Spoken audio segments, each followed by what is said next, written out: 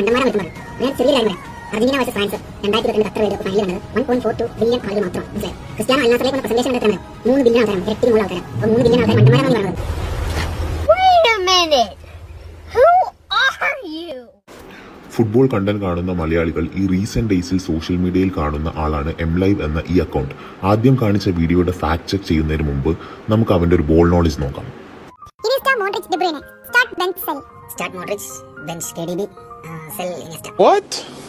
Cell Iniesta? Seriously? ഞാനൊന്നും പറയുന്നില്ല. അയാളുടെ ടീമിലോട്ടുള്ള സെലക്ഷൻ അല്ലേ. നമുക്ക് ഫാക്ട് ചെക്ക് ചെയ്യാം.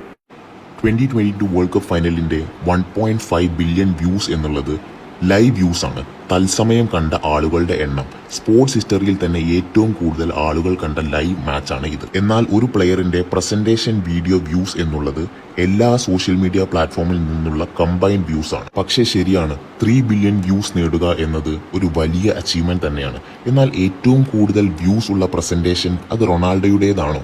നമുക്കൊന്ന് നോക്കി നോക്കാം. ചരിത്രത്തിൽ ഏറ്റവും കൂടുതൽ വ്യൂസ് ഉള്ള പ്രസന്റേഷനിൽ 3-ാം സ്ഥാനത്താണ് റൊണാൾഡോ.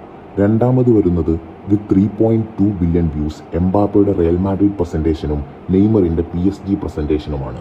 ഒന്നാമത് വരുന്നത് സാക്ഷാൽ Lionel Messi Inter Miami presentation views with 3.5 billion views. World cup ഫൈനലിനേക്കാൾ കൂടുതൽ അണ്ണന്റെ പ്രസന്റേഷൻ എന്നാ വിശ്വസിച്ചിരിക്കുന്നത് പാവം. ഇതൊക്കെ മനസ്സിലാക്കാൻ ബെയർ മിനിമം കോമൺ സെൻസ് മതി. അതിനെങ്ങനെയാ? ഞാൻ ഒന്നും പറയുന്നില്ല. പ്ലെയർ ആണെങ്കിലും ഫാൻ ആണെങ്കിലും ഫാക്ട് മനസ്സിലാക്കി തോറ്റാൽ മിണ്ടാതെ നിൽക്കുക. അല്ലാതെ ഇവരെ പോലെ വീണ്ടും അണ്ണന് വ്യൂസ് ഉണ്ട്, 6 പാക്ക് ഉണ്ട്, പ്ലേ ബട്ടൺ ഉണ്ട്, ദുബായ് ഡിയോർ ഉണ്ടെന്നൊക്കെ പറഞ്ഞ് മെഴുകുന്നത് കൊണ്ടാണ് റൊണാൾഡോയ്ക്ക് ഇത്ര ഹെയ്റ്റ് കിട്ടുന്നത്.